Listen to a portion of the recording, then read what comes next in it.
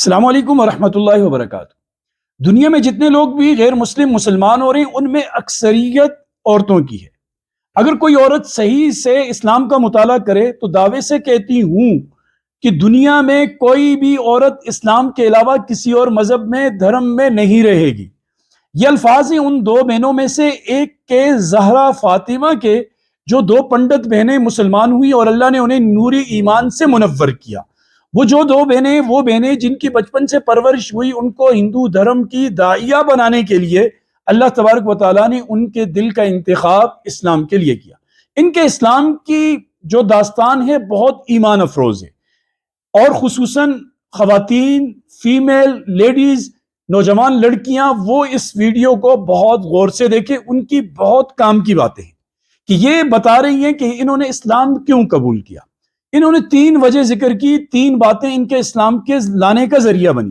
ایک یہ کہ ہندو دھرم کے اندر اگر کسی عورت کا شوہر فوت ہو جائے تو اس عورت کا معاشرے میں مقام گھر میں رکھے ہوئے سامان سے بھی بے وقت ہو جاتا ہے۔ وہ کہتی ہیں کہ پہلے ہندو دھرم مذہب میں عورت جب شوہر مرتا، عورت کو منحوس سمجھ کر شوہر کے ساتھ جلا دیا جاتا تھا، لیکن اب چونکہ اس کو جو تنظیموں نے اس پہ آواز اٹھائی تو قتل کرنا تو بند کر دیا، جلانا تو بند کر دیا، لیکن اس عورت کے لیے ہنسنا، خوشیوں کے مقامات میں جانا، یہ سارا اس کے اوپر بند، یعنی میک اپ کرنا بند، زیور استعمال کرنا بند۔ یہ گھر کے اندر رہیں گی، سفید لباس پہن کر رہیں گی، گویا کہ یہ جیتے جی مر جاتی ہے۔ پہلے انہیں جلا دیا جاتا تھا، اب زندہ رکھ کر مرنے کی سزا دی جاتی ہے۔ دوسرا انہوں نے کہا کہ یہ جو ایام مخصوصہ ہوتے ہیں، ماہواری کے ایام ہوتے ہیں، مینسز ہوتے ہیں، اس میں ہندو دھرم کے اندر انتہائی برا سلوک عورت کے ساتھ کیا جاتا ہے۔ اس کو چھونے کی اجازت نہیں، وہ کسی کو ٹچ نہیں کر سکتی، وہ کسی کے لیے پانی نہیں لا سکتی، وہ کسی کے برتن میں کھا پی نہیں سکتی، وہ کسی کے لیے کھانا نہیں لا سکتی، اور الگ تھلگ اس کو ایسا رکھا جاتا ہے جیسے یہ گندگی کا ایک مجموعہ ہے۔ یہ دو بہنیں کہتی ہیں کہ یہ دو چیزیں ہم نے دیکھی، اور ایک تیسری چیز جو بہت ہی زیادہ ایمان کو حرارت دینے والی تھی وہ یہ تھی کہ مندر میں جب ہم بیٹھے ہوئے تھے، ہم نے دیکھا ایک بلی کہیں سے آئی تو مورتی کے سامنے آ کر اس کے پاؤں پر پیشاب کر کے چلی گئی۔ تو دل کے اندر دستک ہوئی، آواز آئی کہ اس کو تم اپنا معبود سمجھتے ہو، اس کو تم اپنا کرتا دھرتا سمجھ رہی ہو، جو کسی اپنے سے گندگی کو دور نہیں کر سکتا، یہ اس بلی کو نہیں روک سکا کہ میرے اوپر پیشاب مت کرو۔ اور ان کے سامنے جو کھانے کے چڑھاوے چڑھائے جاتے تھے، کھانے پینے کی چیزیں، فروٹ وغیرہ، مورتی کے سامنے وہ کھا نہیں سکتا، اس کو ایک کاروبار اور بزنس بنا کر وہ مندر کے جو متولی ہوتے ہیں، پنڈت ہوتے ہیں، وہ سارا سامان ہڑپ لیتے ہیں۔ یہ ساری چیزیں ہمارے دل و دماغ کے اندر جب آئی، اور پھر ہم نے اسلام کا مطالعہ، ہماری ایک مسلمان دوست تھی، اس نے ہمیں قرآن مجید دیا، اس کو پڑھو، اور یہ بنیادی چیزیں بتائی کہ اسلام کے اندر بیوہ عورت کا حق کیا حقوق ہیں۔ صحابہ اکرام کی زندگی بتائی کہ ایک عورت بیوہ ہوتی، دوسرا صحابی شادی کر لیتا، وہ بیوہ ہوتی، اگر وہ شہید ہو جاتا کوئی تیسرا کر لیتا۔ اسی طرح ایک عورت کے کئی شوہر ہوئے ہیں اسلام میں، اور اب بھی اسلام بیوہ عورت کو منحوس نہیں سمجھتا۔ صرف وہ جو 4 مہینے کی، ایک 4 ماہ 10 دن، 4 ماہ کی جو ایک عدت ہے وہ گزارنی پڑتی ہے، اس کے علاوہ وہ عام نارمل خواتین کی طرح زندگی گزار سکتی ہے، دوسری شادی کر سکتی ہے، مرضی کا لباس پہن سکتی ہے، ہر جگہ وہ جا سکتی ہے، زیور کا استعمال کر سکتی ہے، ساری چیزیں۔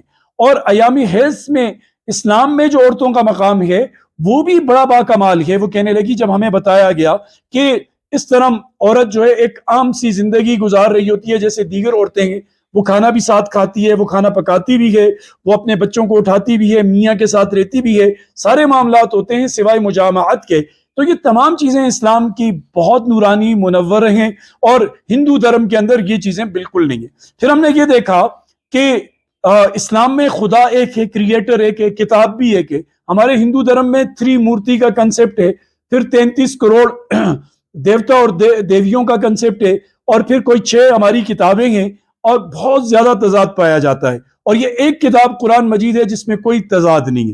تو یہ سارے محرکات بنے جنہوں نے ہمیں اسلام کے اوپر لا کر کھڑا کر دیا، اور ہم نے سوچا اور یقین کیا کہ اسلام پکا مذہب ہے۔ اب اسلام کے بعد ان کے ساتھ کیا ہوا؟ ان کو گھر سے نکال دیا گیا، اور وہ مسلمانوں کی ایک جائے امان کے اندر موجود ہیں۔ وہ دونوں بہنیں، ایک کا نام غالباً زہرا فاطمہ اور دوسری کا نام ثانیہ فاطمہ رکھا گیا، اور اب وہ اسلام کو پھیلانے کا ذریعہ بن رہی ہیں۔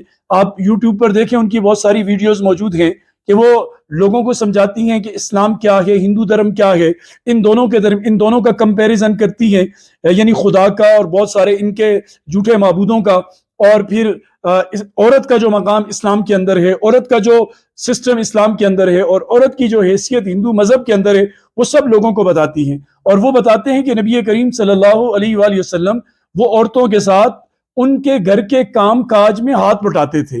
ان کی بیٹی حضرت فاطمہ تشریف لاتی تو ان کے لیے کھڑے ہو جاتے، اپنی چادر بچھاتے، اپنی بیٹی کا ماتھا چومتے اور ان کو اپنی جگہ پہ بٹھاتے۔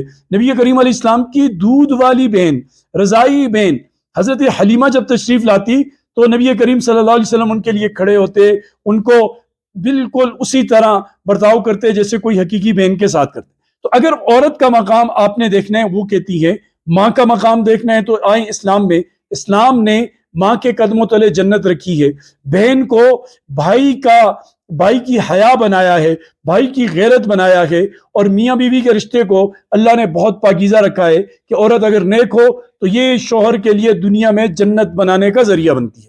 تو یہ چیزیں ان کے اسلام میں داخل ہونے کا ذریعہ بنی۔ آپ بھی دیکھیں، یقین جانیں، میں نے ان کے اسلام کی یہ داستان پڑھی، دیکھی، تو مجھے خود اپنے مسلمان ہونے پہ فخر ہوا۔ اسلام کی بہت ساری چیزیں جو یعنی کہ وہ آپ کہہ سکتے ہیں کہ لاشعوری طور پر ذہن کے کسی کونے خدرے میں جا چکی تھی، ان کی اس اسپیچ کے بعد، ان کی اس تبلیغ کے بعد دوبارہ تر و تازہ ہو گئی کہ واقعی اسلام نے عورت کو کیا مقام دیا، اسلام میں عورت کس طریقے سے ایک آزاد خوشی بھری زندگی گزار سکتی ہے، اور ہندو دھرم کے اندر عورت کو کیسے غلام بنا دیا گیا ہے۔ تو یہ داستانیں جو غیر مسلموں کی آپ کے سامنے ہم رکھتے ہیں، جو مسلمان ہوئے، بلکہ غیر مسلمان تو نہیں کہہ سکتے، غیر مسلم جو اپنے اصلی مذہب کی طرف لوٹ گئے، اصلی دین کی طرف لوٹ گئے، ان کی داستانیں آپ کے سامنے ہم رکھ رہے ہیں۔ تو یہ بھی آج اسی سلسلے کی ایک کڑی ہے۔ ایوش ملک کے ایمان نے، محمد علی جو بنے، اس نے ہمیں ایک حرارت دی، ایک جلا بخشی، اس کو لے کر ہم نے ایک سلسلہ شروع کیا ہے۔ آپ کے تعاون کی ضرورت ہے، آپ لائک کریں، کمنٹ کریں، اس کو شیئر کریں، چینل اگر آپ نے سبسکرائب نہیں کیا تو کیجئے، اور اگر آپ بھی کسی شخصیت کے اوپر ولاگ بنانے کے خواہش مند ہیں، اس کے ایمان کی داستان کی، تو آپ بتائیے گا، انشاءاللہ اس کے اوپر بھی گفتگو ہوگی۔ اللہ پاک میرا آپ کا حامی و ناصر ہو۔ والسلام۔